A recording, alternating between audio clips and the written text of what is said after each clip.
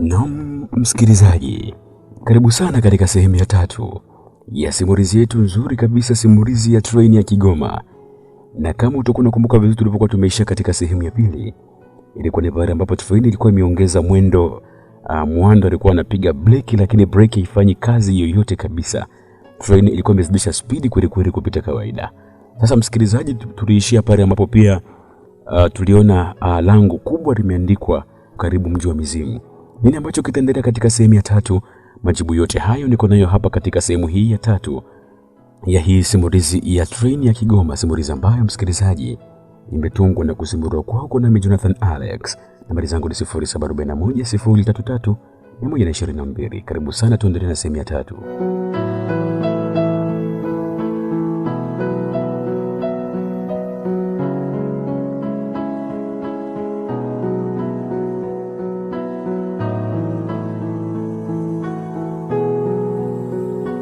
Mzee akajibu kwa sauti ya chini, nimewahi kusikia hadithi. Hadithi gani tena? Mtu mwingine akauliza swali hilo kwa shauku kubwa kwelikweli, jambo lililomfanya mzee huyo kumtazama kwa karibu sekunde 30 hivi, huku akifikiria namna ya kuanza kusimulia simulizi yake ambayo ilionekana kwamba ilikuwa ni simulizi ya kutisha kupita kawaida. Hata kabla hajaanza kuisimulia simulizi hiyo msikilizaji, kisha akazungumza maneno ambayo yaliwafanya watu wote wakose pumzi. Wazee walikuwa wanasema kuna mji ambao haupo duniani, mji unaojitokeza usiku mmoja tu, na ukifika humo haurudi tena kabisa. Msikilizaji, ukimya mzito ukatawala kupita kawaida, kwa sababu kila mtu alikuwa anashangaa huyu mzee anazungumza kitu gani? Mbona kama anazungumza vitu vya kutisha kupita kawaida? Na wakati huo huo treni ikaongeza mwendo yenyewe bila mtu yeyote kuweza kuigusa, bila amri yoyote kabisa, bila sababu yoyote.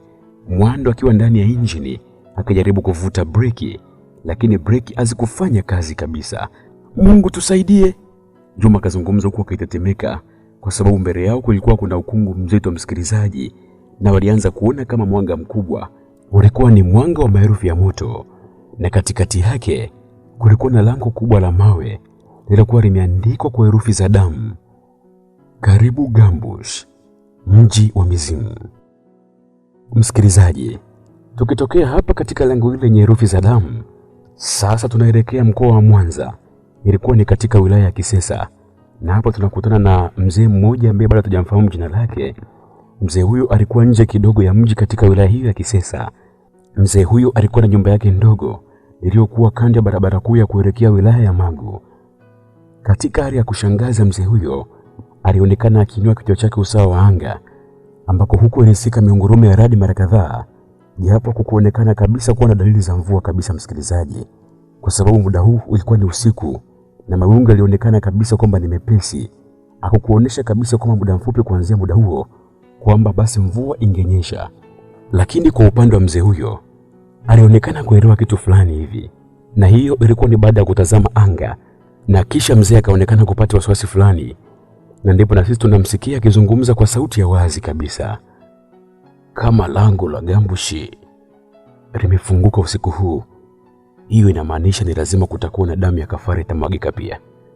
Na hapo sasa mzee huyo msikilizaji alikuwa nje ya nyumba yake ndogo, anaonekana kuingia ndani kwa kionekana kuwa na shauku ya kufanya jambo fulani. Mara baada ya kufika ndani, mzee huyo anaonekana akivuta kitu kilichokuwa chini ya kitanda chake kidogo, ambacho kilionekana kumtosha kulala yeye mwenyewe kulingana na udogo wake. Mara baada ya kuvuta chini, aliibuka na chungu kidogo chenye michoro yenye rangi nyekundu. Alionekana ya kutisha, ambayo ilikuwa imechorwa kwa nje ya chungu hicho. Lakini sisi wala hatuna shida na chungu hicho msikilizaji. Hivyo macho yetu yenye kimbelembele yanatazama ndani ya chungu hicho, ambapo humo tunakutana na kimiminika chenye rangi nyeusi hivi.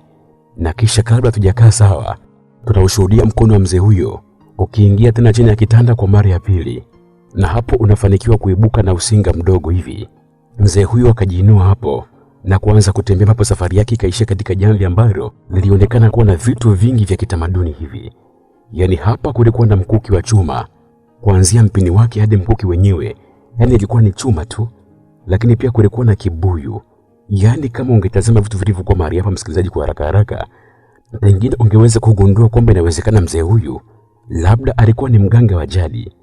Ghafla sasa tunamshuhudia mzee huyu ambaye bado hatujamfahamu kwa majina yake, akikaa chini karibu na vitu hivyo vya jadi, na kisha akaketi kwa mtindo maarufu, mtindo unaotumiwa na vijana wa ovyo, vijana ambao kitaalamu wanaitwa wavamiaji, vijana ambao wakisikia tu kuna mahali kuna sherehe, yaani sherehe ya aina yoyote ile ambayo inahusisha ulaji wa chakula, basi vijana hao wangepata taarifa hii mapema, na inakuwa ni mapema kabisa kabla hata ya wageni waalikwa, na kujongea katika eneo la tukio mapema kabisa, licha wengi wao kutokualikwa kabisa, ambapo kitu pekee kinachookoa vijana hao wa ovyo huwa ni busara tu za watu ambao wameshikilia kitengo hicho cha chakula, kwa sababu mara baada ya kuwapatia chakula wageni hao wasio rasmi, uketi mtindo fulani wa kufanya kama miguu inakumbatiana hivi, na hapo ndipo suna inaendelea. Sasa sisi tuachane na wageni hao wasio kwa rasmi, msikilizaji. Tunarejea kwa mzee huyu ambaye naye alikuwa ameketi katika mtindo ule ule wa kuifanya miguu kama inakumbatiana, alafu akaushika usinga wake na kuanza kuruhusu kufanya kazi yake kwa kupeperusha maeneo tofauti tofauti, huku akizungumza maneno kadhaa ya ajabu sana, alafu akakoma na kuweka chini usinga wake, na kisha akashika kibuyu chake chenye maji meusi kwa mikono yake yote miwili, ilikuwa ni mbele ya usawa kifua chake, alafu akafumba macho yake na kuendelea kuzungumza maneno yale yale ya ajabu kabisa. Mara baada ya kufumba macho mzee yule, na sisi tunapata nafasi ya kuingia katika mawazo yake ili kujua kwamba alikuwa anawaza kitu gani mzee huyo. Lakini katika hali ya ajabu, tunamuona mzee huyo anasafiri katika safari ambayo haikuwa na ulazimu wa maandalizi ya nauri, safari ambayo hakukuwa na mtu yote aliyeweza kumuona, kwa sababu ni kama nafsi yake ilikuwa imeuacha mwili wake na kuanza kupaa angani kwa spidi kubwa kweli kweli. Sisi pekee ndo tunaweza kumuona mzee huyu, msikilizaji, akikatiza juu ya anga la barabara ile, barabara ya kuelekea wilaya ya Magu kupitia Mwamanyiri ya Nasa katika wilaya ya Busega.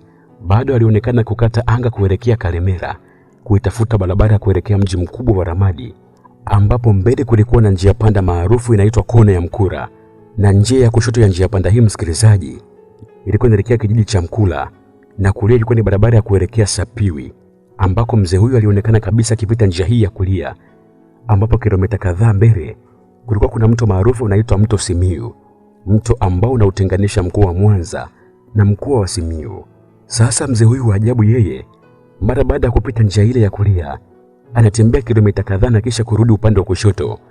Ilikuwa ni barabara kuu ya kuelekea Ramadi, ambapo mzee huyu anapoangalia chini ya barabara, na hapo utakumbuka yeye yupo angani, anaona kuna kibao kidogo upande wa kushoto wa barabara, kibao kilichokuwa kinasomeka karibu mkoa wa Simiyu, Gambush, kilomita 89. Barabara ile ilikuwa inapitia Mwakibuga, ilikuwa inapitia Ikungu, ilikuwa inapitia Iyabashi, Ruyayu, na hapo mzee huyu anafanikiwa kufika katika mji wa Gambush, mji ambao unasemekana kwamba, msikilizaji, ulikuwa ni mji ambao umejificha sana, na ukitaka kuweza kuuona mji huu labda uulize kwa wenyewe, yani wenyeji wa mji huu. Yani ilikuwa ni vigumu kabisa kufika katika mji wenyewe wa Gambush. Msikilizaji, mji wa Gambush ulikuwa na sura mbili. Yani sura ya kwanza ilikuwa ni sura ya kawaida kabisa. Ilikuwa ni sura ya kama mji wa kawaida, mji ambao kila mtu alikuwa anaweza kuuona kabisa. Yani ilikuwa ni kama mji wa kawaida tu, kama ambavyo huko Dar es Salaam, huko Dodoma, huko Moshi, huko Arusha, kama tu mji wa kawaida. Hawakujua kama kulikuwa na sura ya pili ya mji huu, na sura hiyo ilikuwa inaonekana mara moja tu ndani ya muda fulani.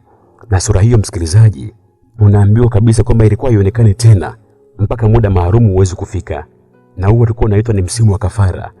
Na wataalamu wa mji huu wanakuambia kwamba ikifikia katika muda ambapo mji huu unaonekana katika lango lake kubwa, basi ni lazima damu ya kafara iweze kumwagika ili agano liendelee kuwa thabiti kabisa.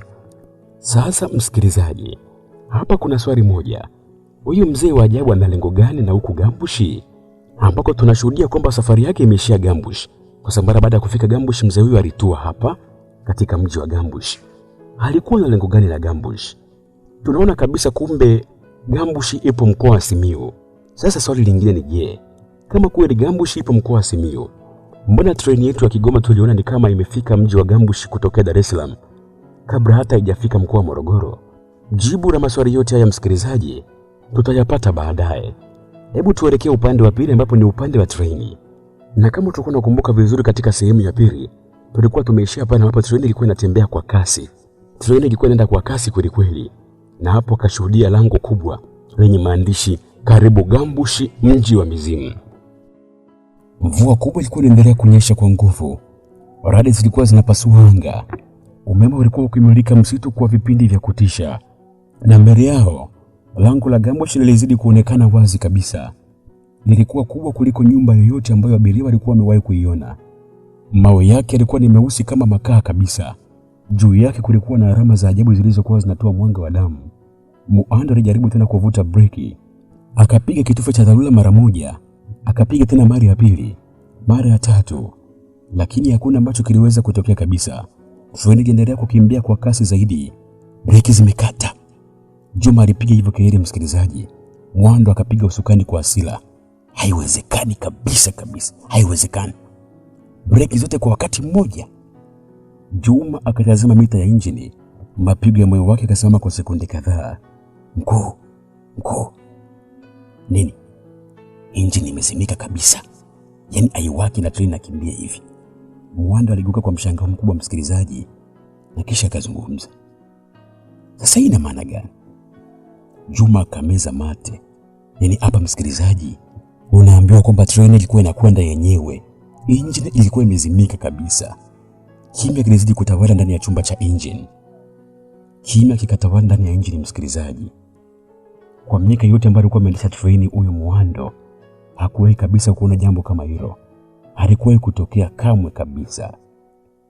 Tukielekea upande wa pili, msikilizaji, ilikuwa ni ndani ya behewa. Watu walikuwa wameanza kusali. Wengine waliinua Biblia. Wengine walikuwa wakitaja majina ya Mungu, na wengine waliendelea kulia kupita kawaida. Watoto walijificha kwenye vifua vya wazazi wao. Neema alikuwa amekaa kimya, lakini moyoni mwake kulikuwa na vita. Alijaribu kuweza kujituliza, lakini kila alipotazama nje, alihisi hofu ikiwa inaongezeka kabisa. Kwa mbali aliona mamia ya moto. Mamaria wa porini walikuwa wakikimbia kutoka msituni.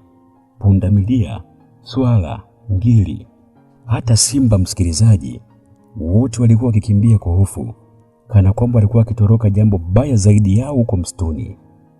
Mungu wangu, Neema alikuwa kinongona vile. Mnyama anakimbia nini? Hakuna aliyekuwa anajibu kabisa, msikilizaji. Sasa tukielekea upande wa Kibuyu. Yeye Kibuyu alikuwa amekaa kimya kabisa. Jambo ambalo lilikuwa sio la kawaida kabisa, msikilizaji. Mikono yake ilikuwa imekumbatia kiti. Uso wake ulikuwa umejaa jasho kupita kawaida. Chupa yake ya pombe ilikuwa imekwisha kuvunjika tayari. Na kwa mara ya kwanza mara baada ya miaka mingi, Kibuyu alikuwa ajanyo hata tone. Ghafla Kibuyu akahisi mtu amekaa pembeni yake. Alipogeuka kukuwa na mtu kabisa. Akatazama mbele, kulikuwa hakuna mtu pia. Akatazama nyuma, kulikuwa pia hakuna mtu. Lakini bado alihisi kulikuwa kuna uwepo wa mtu pembeni yake. Mtu aliyekuwa karibu sana. Alafu sauti kasika sikioni mwake. Kibuyu. Mwili wake wote ukasisimka. Kibuyu wetu, msikilizaji. Kibuyu aligeuka kwa haraka kuweza kuangalia aliyekuwa anamuita ni nani, lakini hakuona mtu yoyote yule, msikilizaji. Na kisha kasikia sauti ikimuita kwa mara nyingine. Kibuyu. Safari hii ilikuwa ni sauti ya wazi kabisa, msikilizaji. Na hapo Kibuyu akaamua kusimama. Mapigo ya moyo wake yalikuwa yakiongezeka maradufu. Na kisha akazungumza. Nani? Hakuna aliyekuwa anajibu, msikilizaji. Lakini ghafla Kibuyu alipokuwa akiangalia mwisho wa behewa, kulikuwa na mtoto mdogo. Kulikuwa na ule mtoto ambaye alikuwa amepotea. Alikuwa amesimama akimtazama. Kulikuwa na tabasamu la ajabu likiwa usoni mwake. Kibuyu akapanua macho yake. Wewe. Mtoto yule akainua mikono yake, msikilizaji, kisha akaelekeza nje ya dirisha. Na sekunde iliyofuata, mtoto yule alionekana akipotea kama moshi. Alikuwa anatoweka kabisa. Kibuyu akapiga kelele. Wameniambia nimuone. Watu wakamgeukia Kibuyu. Nani? Mtoto. Mtoto gani tena? Yule aliyepotea yule. Lakini ukweli ni kwamba hakuna aliyekuwa akimwamini kabisa, kwa sababu hakuna mtu yote ambaye alikuwa amemwona mtoto yule akitokea hapa isipokuwa yeye mwenyewe. Dakika chache baadaye, msikilizaji, treni ilivuka lango la Gambushi. Na mara moja kila kitu kikabadilika kabisa. Mvua ilisimama, upepo ukatoweka, Radi zikanyamaza, kana kwamba dunia nzima ilikuwa imebanwa kitufe cha kusimamisha. Abiria wakatazama nje, walichokiona kiliwaacha midomo wazi. Mbele yao kulikuwa na mji mkubwa, lakini ulikuwa si mji wa kawaida kabisa.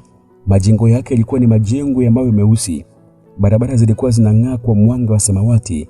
Moto wa bluu ulikuwa ukiwaka kila mahali, na maelfu ya watu walikuwa wamesimama pembeni ya reli hizo. Watu walikuwa wamesimama kimya kabisa bila kutikisika. Walikuwa wazungumzi chochote wakiwa wanatazama ile treni, msikilizaji.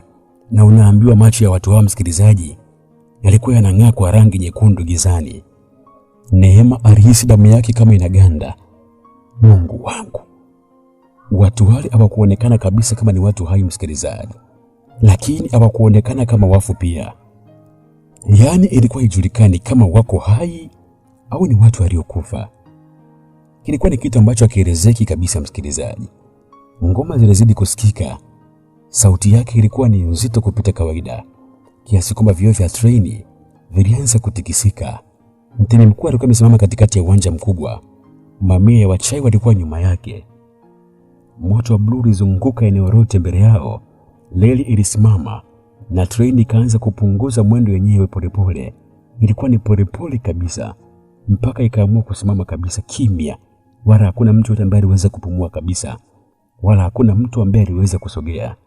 Mtemi mkuu akatabasamu, tabasamu ambalo lingeweza kumfanya mtu azimie kwa hofu. Mwisho mmefika. Mwisho mmefika. Sauti yake ilisikika kila sehemu, msikilizaji, kana kwamba alikuwa akizungumza ndani ya vichwa vya watu. Wageni wa Gambush, wageni wa Gambush, karibuni. Tukielekea upande wa treni, msikilizaji, Masanja alikuwa akitetemeka kabisa. Masanja hakuwa na uwezo wa kuzungumza. Muando na Juma walitoka kwenye injini walipouona mji ule. Miguu yao ilikuwa inakosa nguvu kabisa, na kisha wakazungumza. Hii si Tanzania kabisa. Yaani hii si Tanzania. Juma alizungumza kwa sauti ya chini. Hii si sehemu yoyote ninayojua kabisa, sipafahamu kabisa hapa. Sipafahamu, sijui ni wapi hapa. Na wote walikubaliana kabisa, msikilizaji, kwamba hapo palikuwa si mahali pa kawaida kabisa. Ghafla mlango wa mbele wa treni ukafunguka wenyewe. Sauti yake ilisikika kama kilio kilichokuwa kinaumia. Abiria wote wakashtuka, wala hakuna aliyethubutu kabisa kuweza kusogea. Lakini mtemi mkuu akaanza kutembea kuelekea treni, hatua moja, hatua mbili, hatua tatu, na kila alipokuwa akikaribia, msikilizaji, ndivyo joto lilivyokuwa linapungua mpaka pumzi za watu zikaanza kuonekana kama moshi. Alipofika karibu, akasimama kisha akazungumza.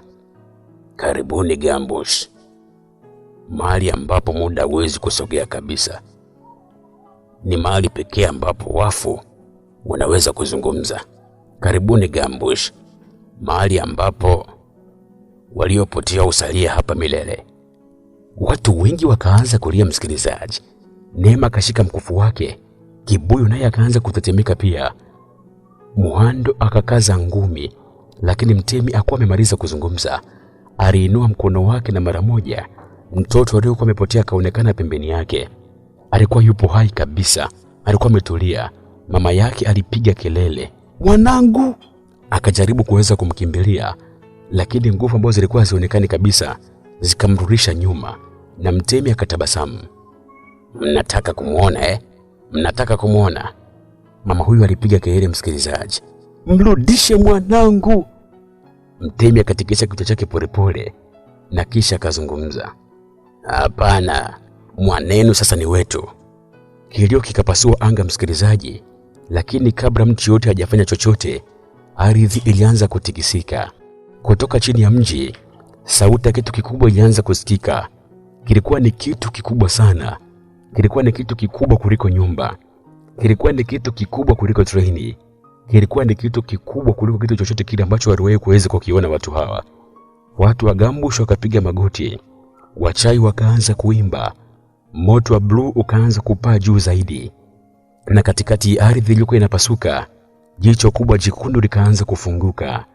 Jicho ambalo lilikuwa kubwa kuliko bewa zima la treni. Neema akapiga kelele. Kibuyu akaanguka chini kabisa. Masanja kwa upande wake akaamua kufumba macho yake, kwa sababu watu wote walijua kabisa kwamba hapa kulikuwa kuna kitu kibaya mbele yao kinataka kuweza kuwatokea. Na Gambush ilikuwa bado kabisa, msikilizaji, haijaamua kuweza kuonesha siri yake kubwa. Ukimya mzito ulianguka juu ya Gambush, wala hakuna mtu aliyedhubutu kabisa kuweza kuzungumza. Na unaambiwa msikilizaji, wala hakuna mtu aliyedhubutu kabisa kuweza kupumua kwa nguvu. Yaani kila mtu alikuwa anapumua ndani kwa ndani. Mbele yao msikilizaji, mbele kabisa macho yao, kulikuwa na mlima mkubwa. Na huo ulikuwa sio mlima mwingine. Ulikuwa ni mlima wa mifupa. Ilikuwa ni mifupa ya watu msikilizaji. Mifupa ambayo ilikuwa imekusanywa kwa miaka mingi zaidi. Labda ni mamia ya miaka hivi, au labda nizungumze kwamba ilikuwa ni maelfu ya miaka. Hakuna mtu alionekana kabisa kufahamu chochote kuhusu mifupa ile. Mifupa mingine ilikuwa ni mieupe kabisa. Mingine ilikuwa imegeuka rangi na kuwa rangi ya kahawia. Mingine ilionekana kabisa kwamba ilikuwa ni mifupa mipya kabisa msikilizaji. Kana kwamba mwenyewe alikuwa amekufa juzi tu. Harufu nzito ya udongo uliochanganyikana na kitu kisichokuwa kinaelezeka ilijaa hewani. Neema akashika pua yake, lakini harufu ile haikutoka puani pekee.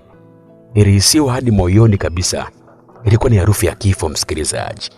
Mama mtoto aliyekuwa amepotea akaanza kulia tena. Safari hii alikuwa ali taratibu. Alikuwa analia kwa uchungu, kwa sauti ile ambayo ilifanya hata watu wa Gambush wageuke kuweza kumtazama. Mwanangu. Mwanangu. Mungu wangu, mwanangu.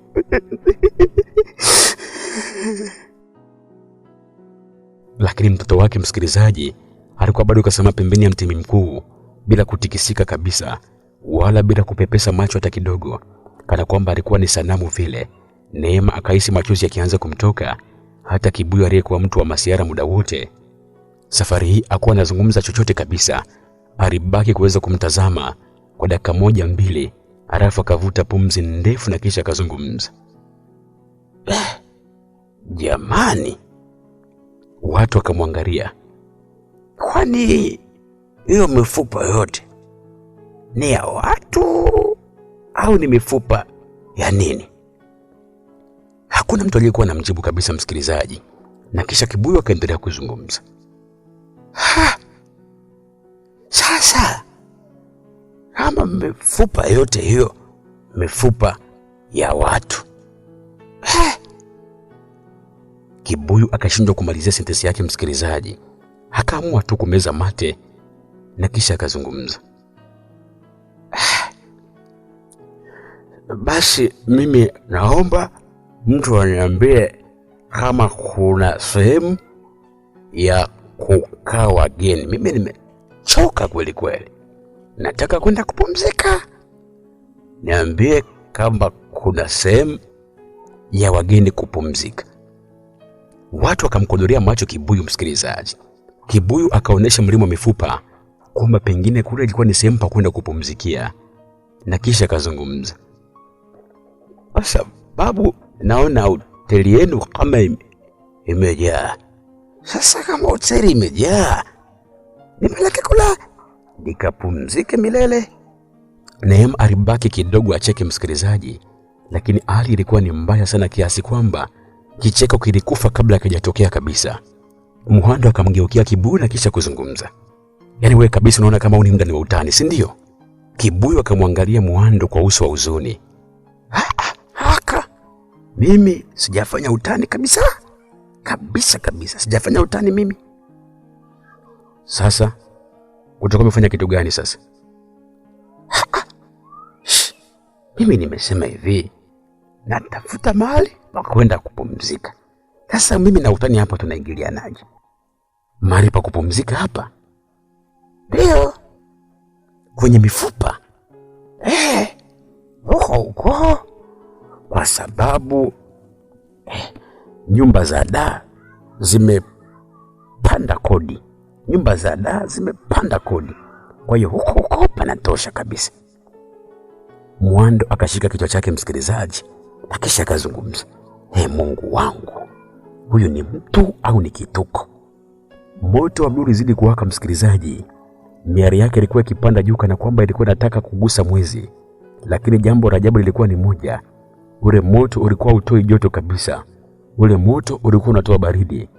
Na baridi ilikuwa ni kali sana kupita kawaida. baridi ilipenya hadi kwenye mifupa. Neema akakumbatia mikono yake. Watoto wakaanza kutetemeka. Mzee aliyekuwa anajua reli akaanza kusoma dua zake kimya kimya. Na katikati ya eneo lile, mtemi mkuu akaanza kutembea. Hatua zake zilikuwa ni za taratibu kabisa, lakini kila alipokuwa akikanyaga, msikilizaji, ardhi ilionekana kutikisika kidogo, kana kwamba mahali pale palikuwa ni mahali ambapo pako hai kabisa, kana kwamba Gambushi yenyewe ilikuwa inamsikiliza yeye tu peke yake. Alisimama mbele ya treni, macho yake yalikuwa ni mekundu, yakapita kwa kila abiria. Ilikuwa ni kwa abiria mmoja baada ya mwingine. Halafu akazungumza. Karne nyingi zilizopita. Sauti yake ilikuwa ni nzito, msikilizaji. Ilikuwa ni sauti kama ya ngoma hivi. Kabla ya reli, kabla ya miji, kabla ya mipaka, Gambushi ilisimama hapa. Watu wakamsikiliza, wala hakuna aliyethubutu kabisa kuweza kumkatiza. Na kila aliyefika hapa alibaki hapa hapa, wala hakuna aliyewahi kutoka. Yaani namaanisha hivi, mwanadamu yeyote yule aliyejichanganya kuingia hapa atasalia hapa hapa. Neema akahisi mgongo wake ukipata baridi, kwa sababu namna alivyokuwa akizungumza neno alibaki haikuwa ni kawaida kabisa, msikilizaji. Ilikuwa ni kama hukumu, yaani ilikuwa ni kama mwisho wa maisha. Ghafla alisikika mtu akicheka. Alikuwa anacheka kicheko kikubwa kweli kweli. Kilikuwa ni kicheko cha kipumbafu, msikilizaji. Kilikuwa ni kicheko cha kukela. Kila mtu alikigeuka kuweza kuangalia kimetokea wapi kicheko hicho, lakini hakuwa ni mtu mwingine, msikilizaji. Alikuwa ni Kibuyu. Kibuyu alikuwa anacheka kana kwamba kuna mtu alikuwa anamtekenya. Alikuwa anacheka kweli kweli kupita kawaida. Na hapo ndipo mtemi mkuu akamwangalia Kibuyu, na kisha wachawi pia wakamwangalia. Hata wale watu wa Gambushi pia wakamwangalia Kibuyu. Kibuyu akaendelea kucheka, na kisha mara baada ya kumaliza kicheko chake akazungumza Kibuyu wetu. Samahani. Mtemi akakunja uso wake kwa hasira, na kisha akazungumza. Kwani hapa kitu gani kinachekesha? Kibuyu akazungumza. Hapana. Sasa je, unacheka kitu gani? Kibuyu akavuta pumzi ndefu, akajibu kwa sauti ya kawaida kabisa.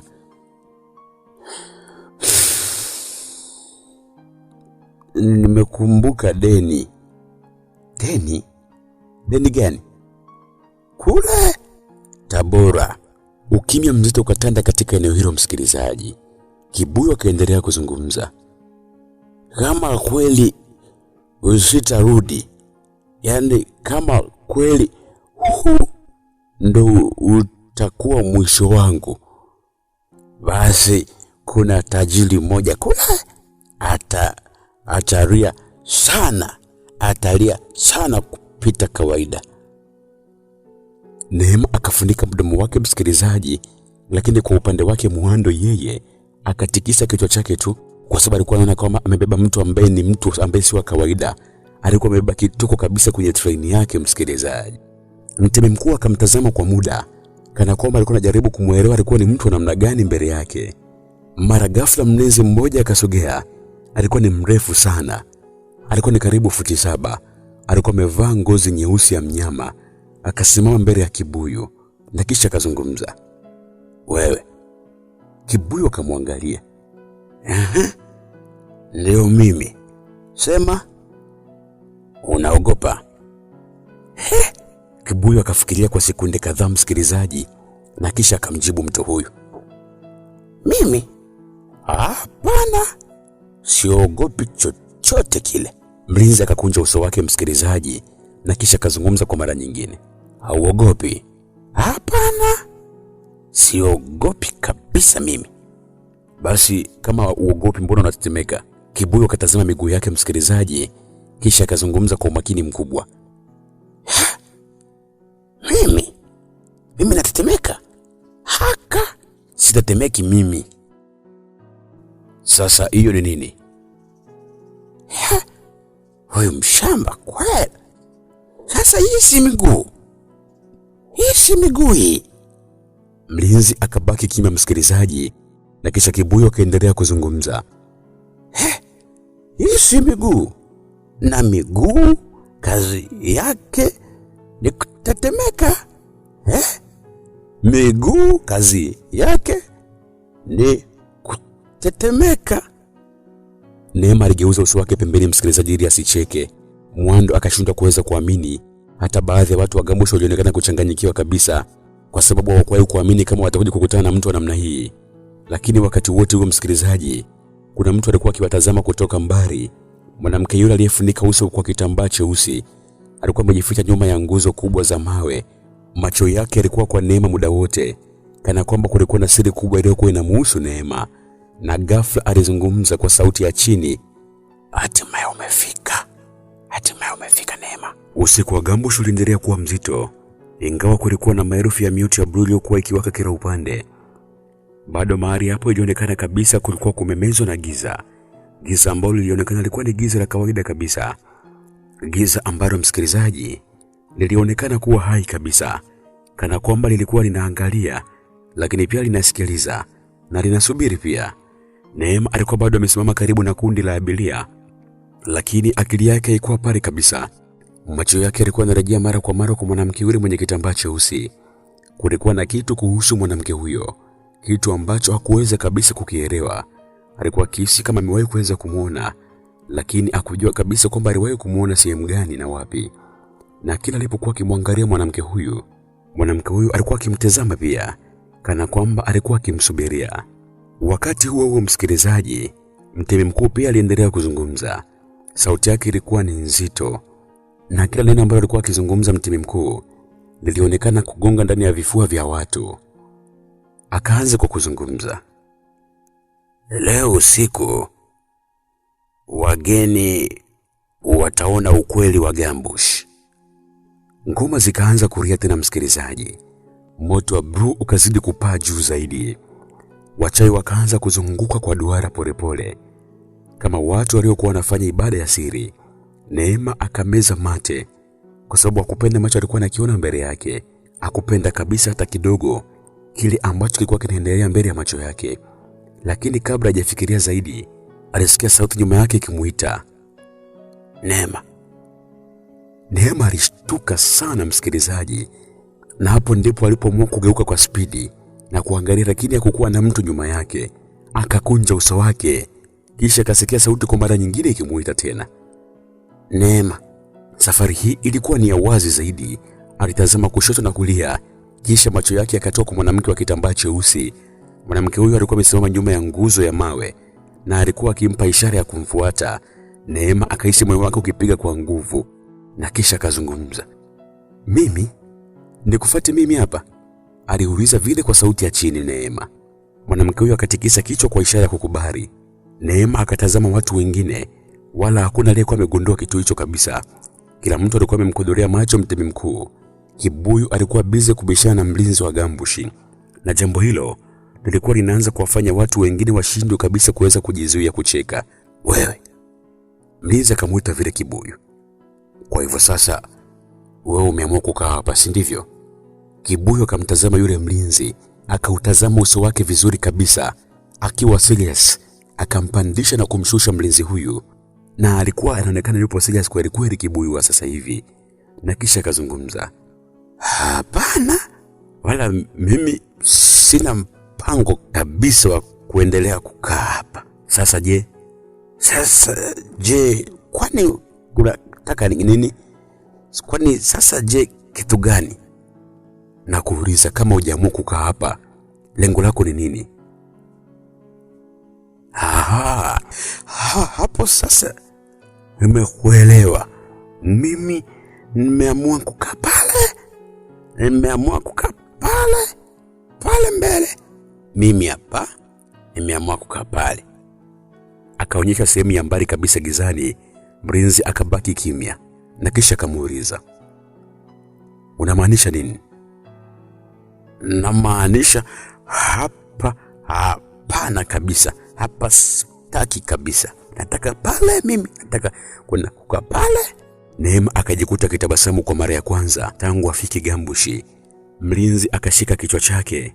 Kibuyu akaendelea kuzungumza, alafu ukiniona mimi nimekaa hapa, ujue nimekaa pale. Kibuyu akaona bado haijatosha, akaamua kumchapa kichwa kabisa huyo mlinzi kwa kuzungumza. Watu wa kwenu wanauliza maswali magumu sana. Yaani nyie mna maswali magumu kweli kweli. Mnaumiza kichwa changu mimi. Neema alitumia fursa hiyo polepole akaanza kutembea kuelekea upande ambao mwanamke huyo wa kitambaa cheusi alikuwa amesimama akimsubiria. Mwanamke huyo aligeuka akaanza kutembea. Neema akamfuata. Walipita nyuma ya majengo ya mawe, wakapita njia nyembamba iliyokuwa imejaa ukungu, wakapita moto wa blue uliokuwa ukiwaka kimya kimya, mpaka walipofika sehemu iliyokuwa mbali na watu wengine. Na kisha mwanamke huyo akasimama. Polepole akiwa amesimama, mwanamke huyo akaanza kushusha kitambaa chake. Neema akabaki ameganda kwa sababu aliuona uso uliofanana naye kabisa. Yaani walikuwa wanafanana kupita kawaida. Walikuwa wanafanana sana kweli kweli, kana kwamba walikuwa dada au ni pacha kabisa. Neema karejea nyuma hatua moja na kisha kazungumza. Haiwezekani kabisa. Haiwezekani. Mwanamke huyo akatabasamu kwa huzuni na kisha kazungumza. Hata mimi nilisema vile vile nilivyokuwa nimekuona. Yaani nilivyokuona tu, hata mimi nilizungumza hivyo hivyo kwamba haiwezekani. Kwani wewe ni nani? Mwanamke huyo akavuta pumzi ndefu. Jicho lake moja lilikuwa na kovu refu na macho yake yalionekana kubeba huzuni ya miaka mingi kweli kweli. Na kisha kazungumza. Jina langu naitwa Nuru. Neema akakunja uso wake kabisa na kisha kazungumza. Nuru? Mbona mimi sikujui kabisa? Sikujui kabisa kabisa. Najua inawezekana kwamba haunijui kweli kweli. Nafahamu kabisa. Neema kazungumza. Sasa kama unajua sikujui, kwa nini umeniita hapo kuweza kunisumbua wakati unajua kabisa mimi sikujui? Kwa nini unanijuaje? Mwanamke huyo akanyamaza kwa sekunde kadhaa kisha kazungumza. Kwa sababu nilikuwa nakusubiri hapa. Wakati huo msikilizaji, Kibuyu alikuwa amejikuta katikati ya kundi la walinzi watatu. Wote walikuwa wakimtazama kwa hasira kupita kawaida. Mmoja wao akamuuliza, kwani wewe huwa unaongeaga hivi muda wote eti? Kibuyu akamjibu mlinzi huyo, mimi? Hapana. Sasa je, mimi wakati mwingine waga nalala kabisa fofofo. Mlinzi wa pili msikilizaji aligeuzia kichwa chake pembeni kana kwamba alikuwa anajizuia kucheka, lakini akakumbuka kwamba alikuwa ni mlinzi wa kutisha. Akarudisha uso wake wa ukali. Mlinzi wa kwanza akaendelea, hivi uoni hapa ni mahali pa hatari? Kibuyu akatikisa kichwa chake na kisha akazungumza, mimi naona kabisa hapa kuna hatari. Sasa kama unajua hapa kuna hatari, kwa nini wewe huna hofu hata kidogo? Kibuyu akavuta pumzi ndefu kisha akazungumza, hofu? Mimi hofu ninayo. Wapi? Hofu mimi ninayo kila mahali. Sasa mbona uonyeshi kama una hofu? Kibuyu akamwangalia mtu huyo alionekana kwamba alikuwa anakisumbua kichwa cha kibuyu wetu na kisha akazungumza, sasa kama nikionyesha hofu sitaongezeka? Mlinzi akabaki kimya msikilizaji, na kisha Kibuyu akaendelea kuzungumza, mimi hofu nimeamua kuificha. Umeamua kuificha wapi? Ndani ya nini? Kibuyu akatazama chupa yake ilikuwa imevunjika na kisha akazungumza kwa sauti ya huzuni, mimi hofu yangu naificha ndani ya chupa ya pombe. Safari hii hata walinzi wawili walishindwa kabisa kuweza kujizuia. Waliamua kugeukia pembeni kabisa. Tukielekea upande wa Nuru msikilizaji, Nuru alikuwa mahali pale pasiri.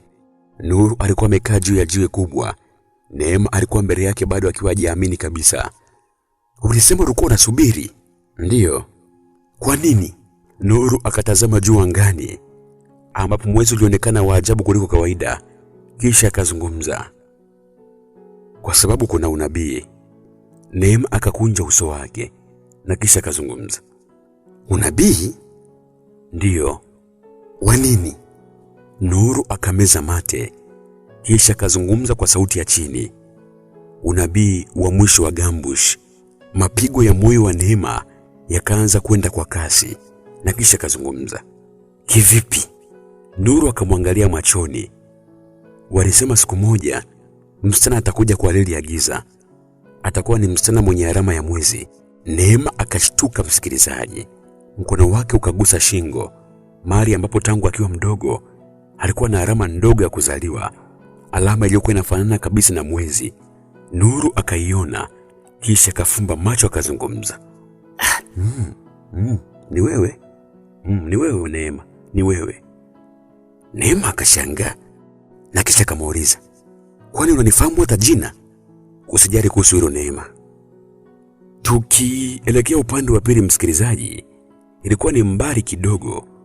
Ngoma zilikuwa zinazidi kupigwa, lakini chini ya ardhi kitu kikubwa kilikuwa kinaamka, kitu ambacho hata mtemi mkuu alikuwa anakiheshimu kabisa. Jicho lile kubwa jekundu lilifunguka tena. Safari hii ilikuwa ni zaidi kabisa, na chini yake kitu kama tabasamu kilianza kuonekana. Tabasamu ambalo alikuwa la mwanadamu wala mnyama kabisa. Lilikuwa tabasamu la kitu kilichokuwa na njaa. Ilikuwa ni njaa ya muda mrefu kupita kawaida, na macho yake yalikuwa yameelekezwa kwa mtu mmoja. Alikuwa si mwingine, alikuwa ni Neema.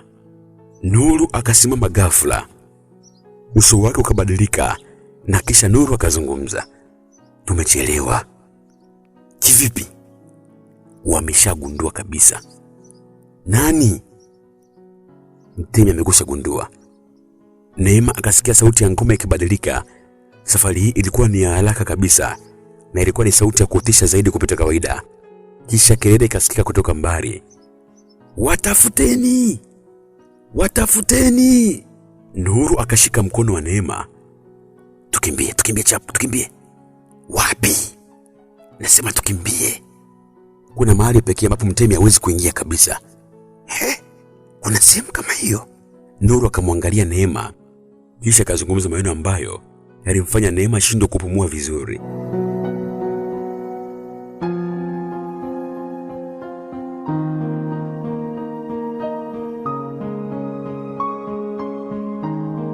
Msikilizaji, na hii ni sehemu ya 3 ya simulizi yetu ya Treni ya Kigoma.